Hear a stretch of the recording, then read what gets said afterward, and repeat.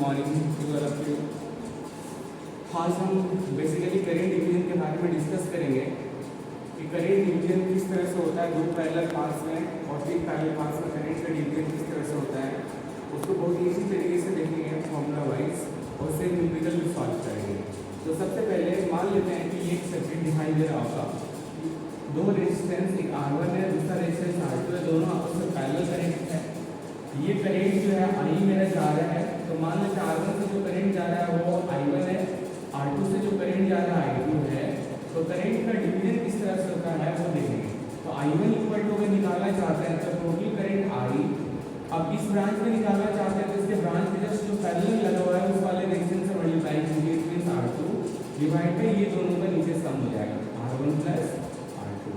उसी तरह से अगर I2 चाहते हैं आप निकालना R2 से करेंट, तो क्या होगा, इस ब्रांच टोटल करंट को हम मल्टीप्लाई करेंगे इस ब्रांच से जो पैरेलल में लगा हुआ है R1 डिवाइड बाय नीचे R1 प्लस R2। इस तरह से करंट का डिवीजन होता है दो पैरेलल सर्किट्स पे जब रेजिस्टेंस गिवन है।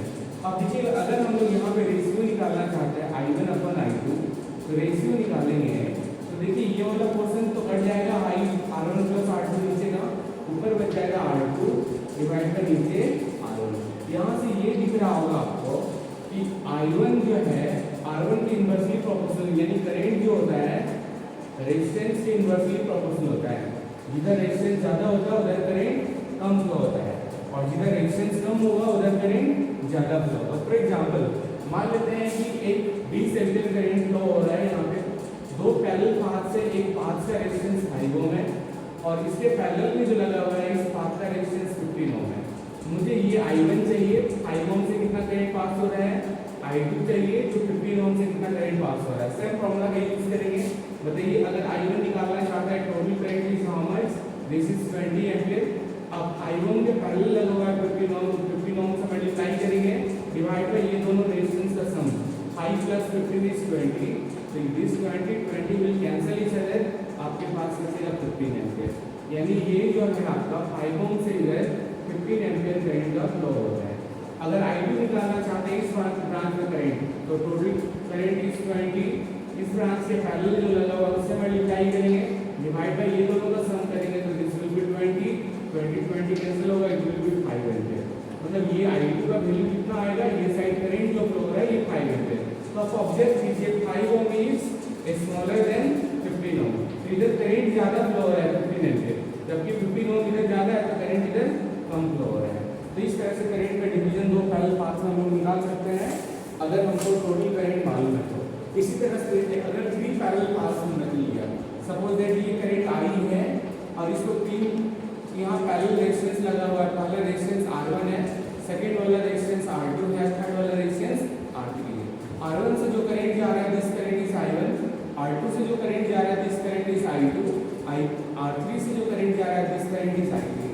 तो अगर I1 निकालना चाहते हैं तो I1 निकालने का एक सिंपल फॉर्मूला आता है, टोटल करंट को आप मल्टीप्लाई कर लीजिए, इस ब्रांच का करंट निकालना चाहते हैं तो बचा हुआ दो रेजिस्टेंस जो है दो अलग अलग पैरेलल पाथ्स का उससे मल्टीप्लाई करेंगे, it means R2 * R3 divide by pair of product का सम, मतलब दो का प्रोडक्ट करेंगे और सम कर देंगे।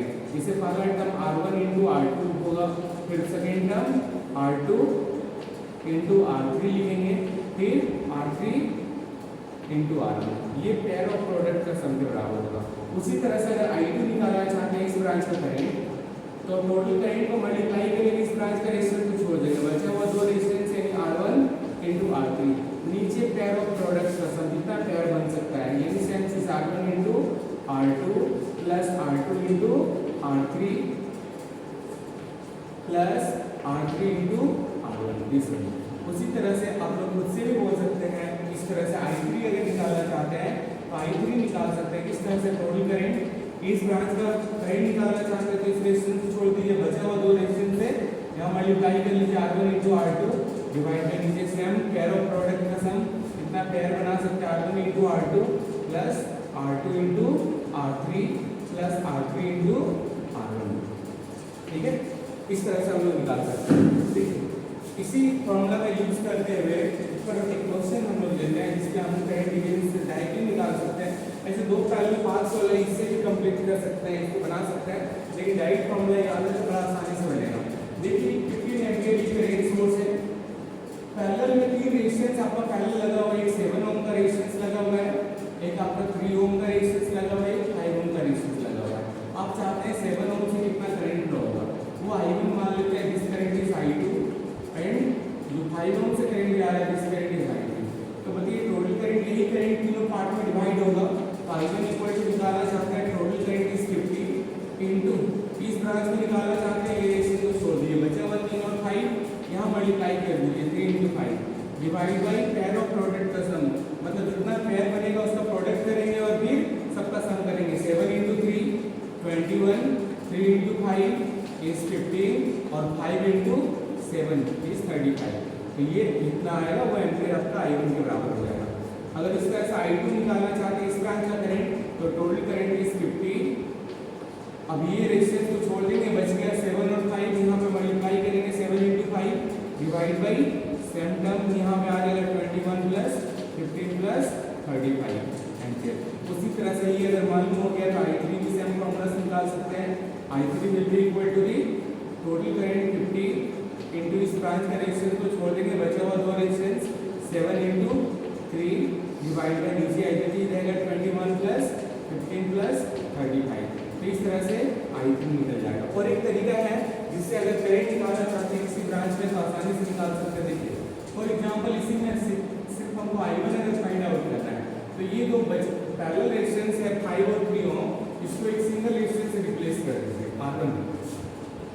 Suppose that this resistance is R1।